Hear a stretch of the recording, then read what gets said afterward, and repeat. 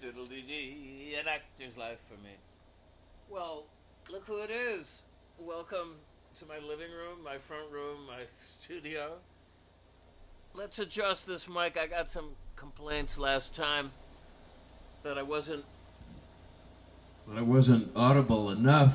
Now, surely I'm really articulating because I don't want any complaints, and I know that there's a level jump when I play the electric guitar, so I'll try to adjust for that, but this isn't rocket science here. This is a pandemic we're in, boys and girls, and I'm not really, never was a gearhead, although you see all these pedals, or you don't see them because of the angle, but here I have about 10 spread out at my feet. I do love, at one time, to have accumulated many pedals, but I don't know, I just play them. I don't know much about the inner working, certainly not the electronics, but I digress. Here we're going to wrap up my three-parter about Doc at the Radar Station, one of the best albums, perhaps the Beefheart comeback album.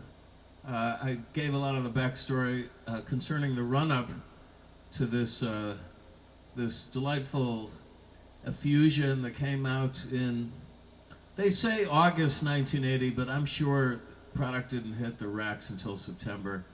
So that's how I timed it the way I did. And here we are right around Labor Day now. I hope everybody's enjoying their summer holidays.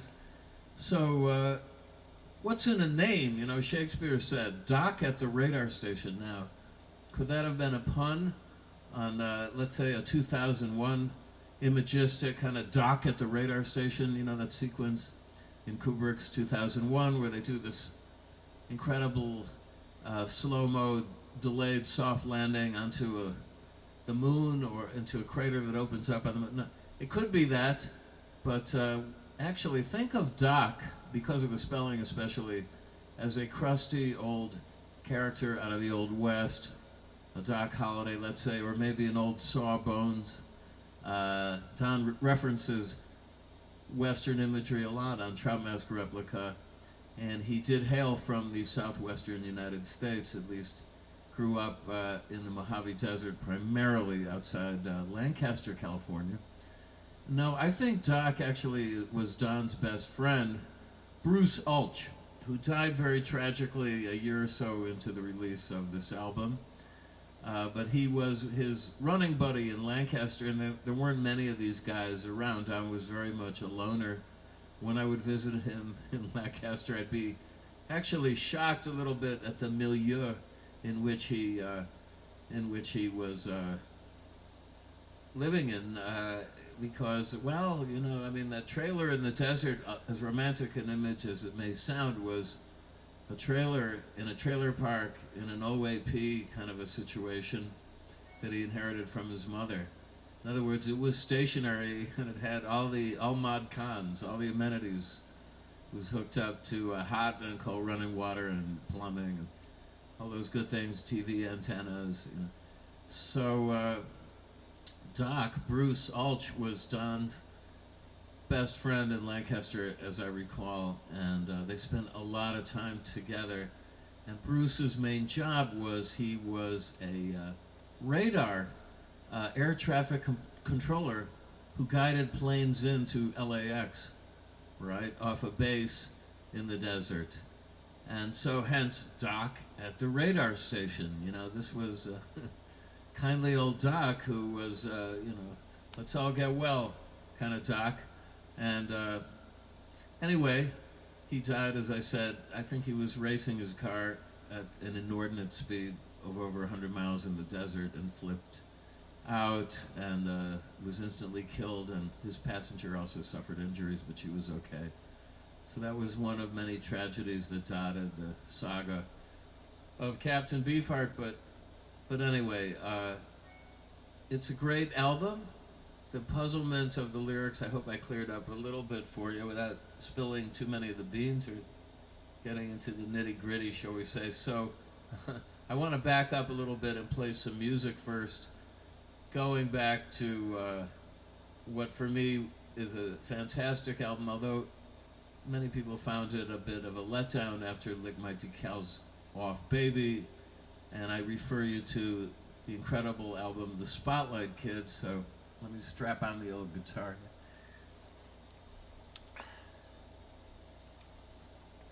Now, I may have to dial down the mic, so I don't want to wake anybody up too much. Although, as Jan Van Vliet once said, Don's music is best enjoyed in a coffee atmosphere. Not a drug. Well, caffeine is kind of a drug, is it not? Anyway, I know I take some. Let's do this.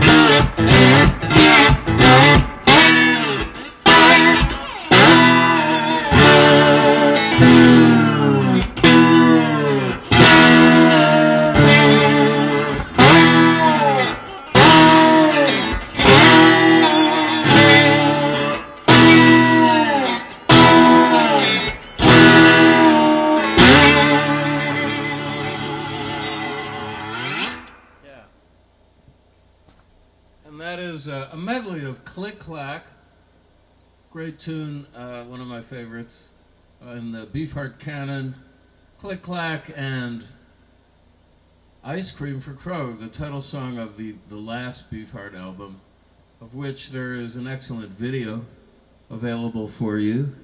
So I don't know, I was pinging into the red, and now I'm talking, and it's not red. Hello? Yeah, well, it's almost red. Let's turn this up a little bit while I talk. How does Rush Limbaugh do this? I wonder. Anyway, isn't it frightening that the QAnon people are making their presence heard with Trump as their mouthpiece at this stage of the game? I mean, his references to planes filled with black-clad anarchists traveling to wreak havoc in American cities. I mean, it's to laugh, but it's also it's no joke, because there are a lot of scared, frightened people in America, and they are prone to believe such poppycock, and Trump never comes up with any backup or justifications. If somebody told me, I hear this is happening, you'll hear about it real soon, and then it's gone. He just puts it out there. It's like such a flagrant con artist technique of misdirection, you know. I mean, he's a John Scarney of American politicians. Go look that guy up. But anyway, Doc at the radar station. So anyway, I went out there after a lot of preparation on this piece, including going to the desert with Ling, my ex-wife, Ling Ling Ki, Ji Ling Ling, who co-managed on with me only by default, but did a very good job. And we got out there into Lancaster in the spring, and Don came and gave me further instruction on how to play this piece of music, using the exploding note theory, which I applied. And then I flew out in June, and I took a cab right from the airport and nailed this piece in 1 or 2 takes maximum. And they didn't have a lot of studio time to spend on it anyway. I also added some French horn touches on the piece Best Batch Yet, if you're wondering where you might hear that if you listen closely. It's there. There's a line that comes in. And then it was my turn to relax and enjoy what was going on, and I saw and heard some incredible music. First of all, Don's cousin, Victor Hayden, was on the session, and he was cheering everybody up and kibitzing and providing an appropriately manic spirit. And Don was in really good spirits as well. And I met the guys, and I heard some recording going on, including Run, Paint, Run, Run, one of my favorite tunes, which features Bruce Fowler's trombone emulating the whinny of a racehorse, but it's also about paint running on a canvas. Again, Don had this multi-planar imagery going on vis-a-vis his lyrics and puns. So that song's really about a lot of things. But one thing I do remember is that in the playback, in the room of the Sound Castle, which mainly was preoccupied with doing religious Christian-themed music when the Beefheart Band wasn't there, meaning all the time. I guess they'd never seen or heard anything like this. In the playback, very loudly, we heard a creak coming from, or a squeak, this creaking sound whenever a frequency was hit in the playback by the band. I'm not sure what instrument caused this, but there was an audible, like that kind of a creak. And Don was so taken with this happy accident, he said, "Mic that up, man, on another track. Let's add that into the mix," which he did. So if you listen closely, you can hear that creak. And again, this is a good example of his genius improvisatory spirit, which was, of creativity, which was to take what to you and I might seem just random accidents and incorporate that into the artistry. I think a lot of artists do that. Another example is I brought a gift for Don for this session. God, I hope this is picking this up, because these are good stories. I brought him a pair of Chinese opera gongs from the Beijing Opera. I went up to the Percussion Center on 48th Street to get these precise beauties that were made in China with Chinese inscription in Mandarin on them, and I got the proper mallets. So we rigged up a stand for Don to play them. And I had taught him a little Chinese, Mandarin Chinese, pidgin Chinese, let us say, because I'm not fluent. But I knew how to say, I love you, young lady, well, naturally. So at one point, Don said, I'm going to put that as a lyric into this thing. And it's Wa Ai Ni Xiao Jie, I love you, young lady. So he does say this several times near the end of the song, and it's a great song. But we then got a track of him playing the Chinese opera gongs, which he did in a very balletic and yet somewhat haphazard way. And at one point he hit one of the gongs so hard that it flew off the percussion stand and wobbled on the floor and rattled around, very similar to this metal ashtray story when we were on tour, I think I told last time. And he loved that, and he said, okay, we're going to use that, don't cut that out. So that's also in there if you listen really closely near the end. You can hear one of those gongs just come loose, flop on the floor and make a big dinging sound and wobble. And it's just part of the happy chaos, but actually one would say manicured noise, let's say, more than chaos. None of it was always very, very scripted out, every nightmare in all of these songs, you know. Don loved horror movies, and one of his great lines was, horror movies are the only true reality. He told that to me and Bill Moseley when we went to visit him in Boston, because Bill and I had run a horror film society at Yale called Things That Go Bump in the Night.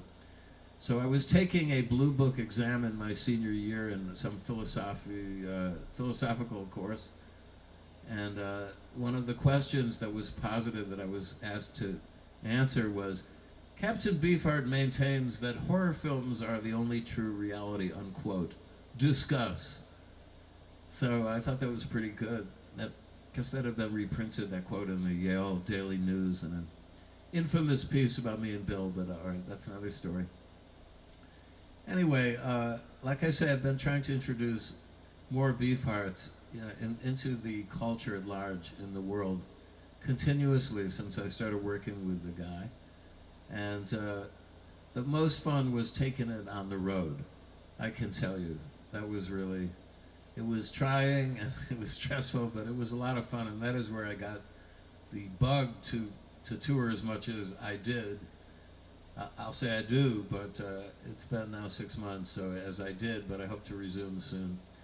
I have played in 40 countries around the world to date, and I'm delighted to keep on doing it for me, because it's a good way of bringing your music directly to people, and you can have adventures, and well, anyway, this is the joining the circus aspect of the music biz that I like the best.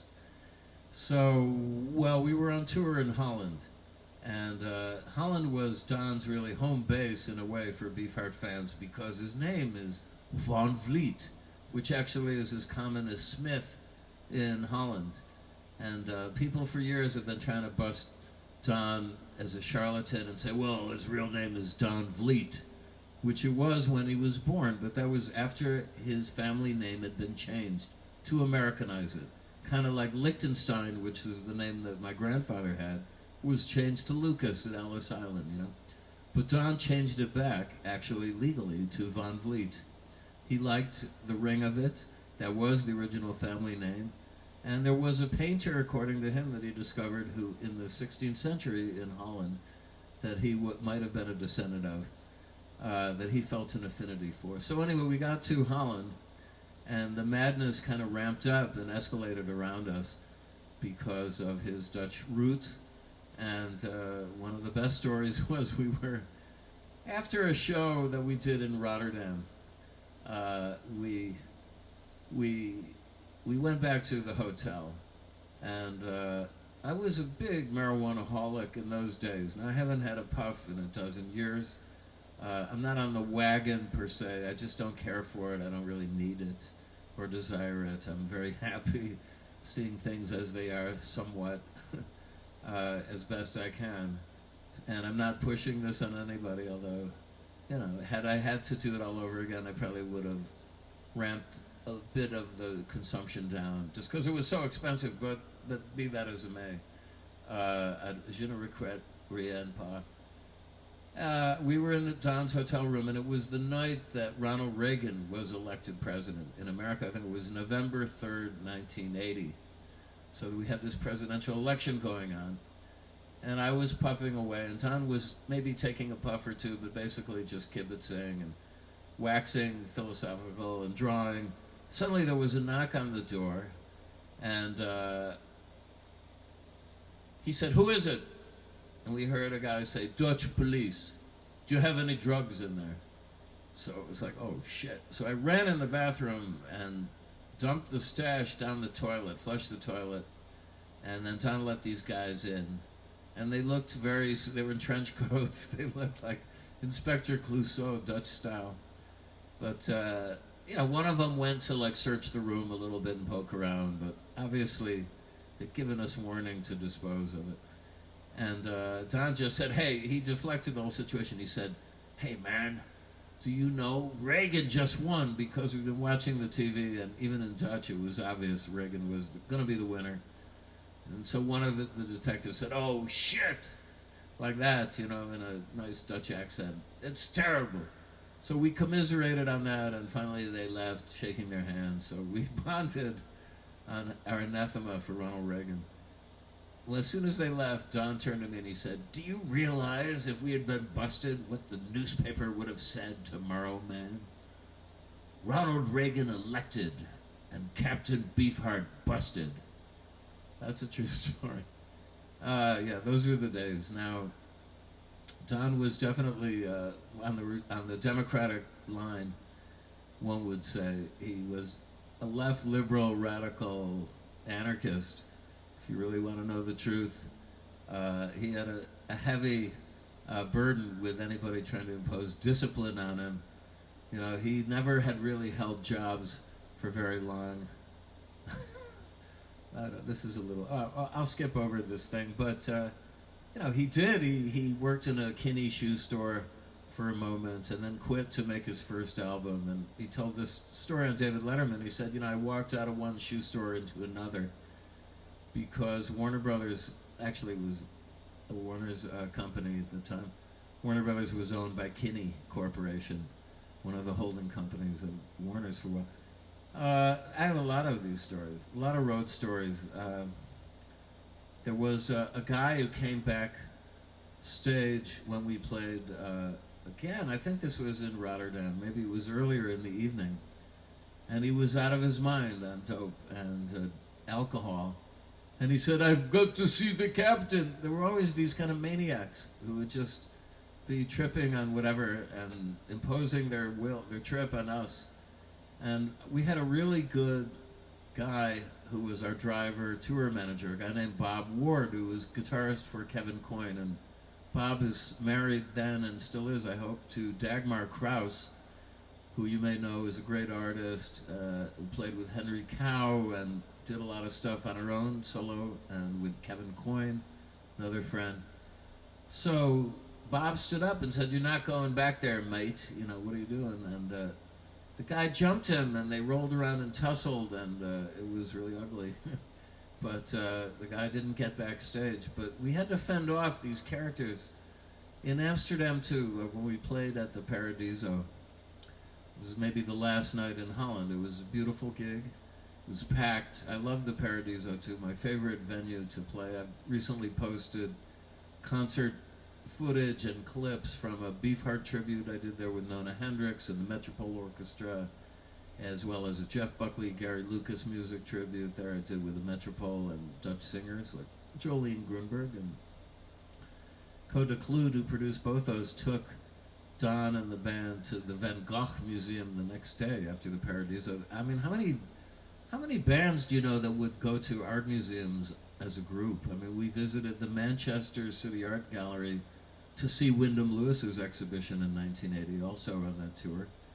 I'm the guy who got Don into Lewis, and there was a phenomenal show going on, and everyone enjoyed it. And there's a picture of Don staring at a Lewis self-portrait, and by God, the two of them look identical, don't they? It's very eerie conflation of images here. So anyway, at the Paradiso, it was a rowdy crowd, and people were heckling too, and booing for whatever reason, I don't know, because musically I'd say the band of Jeff Tepper, Jeff Morris Tepper, Eric Feldman, Rick Snyder, and Robert Williams were as good as any of the Beefheart bands before, certainly on a level of musicianship. And Don was in top form at this show anyway, and people would boo, and Don would say, "Hey man, you smoke, boo, you don't talk about it." He had some good riposte one-liners to squelch hecklers, I have to say. And anyway, one guy tried to break through the security perimeter, and I saw these bouncers pummel the guy brutally into submission and hurl him down into kind of a pit.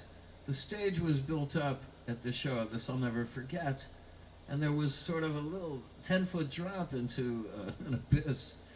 And so he was thrown down there, and I'm standing there waiting to go on, and I keep looking down kind of uneasily.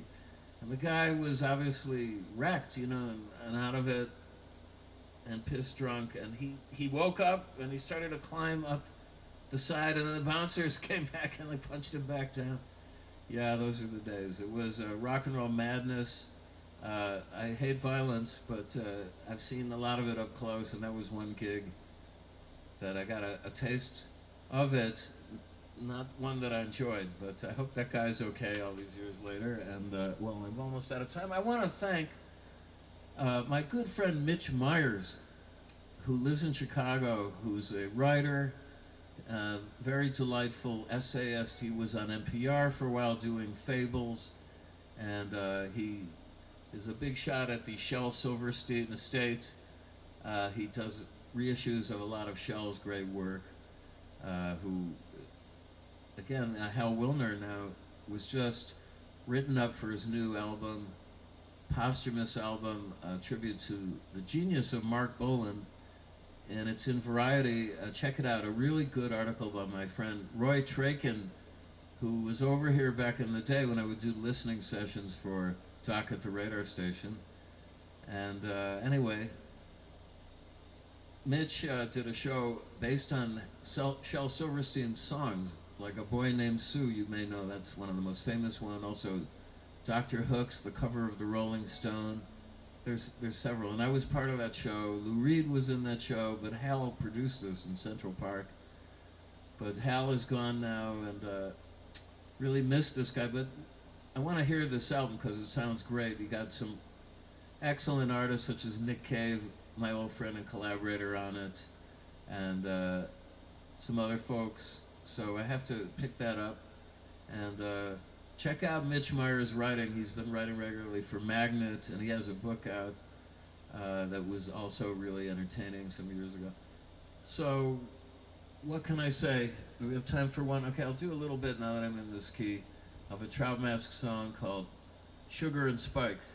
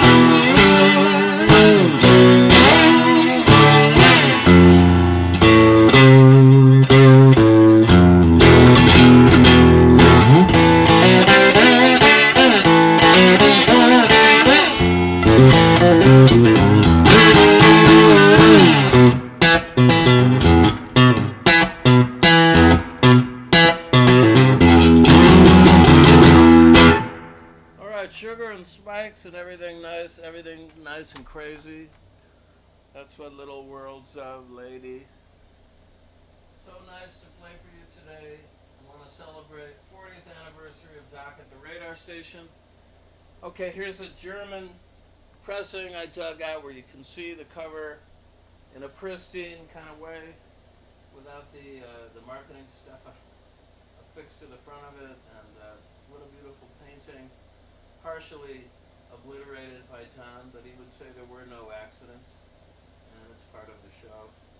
And so, alright, I'll see you on Tuesday. I don't know what I'm cooking up, but it'll be something good. And until then, stay safe. I love you guys. See you soon.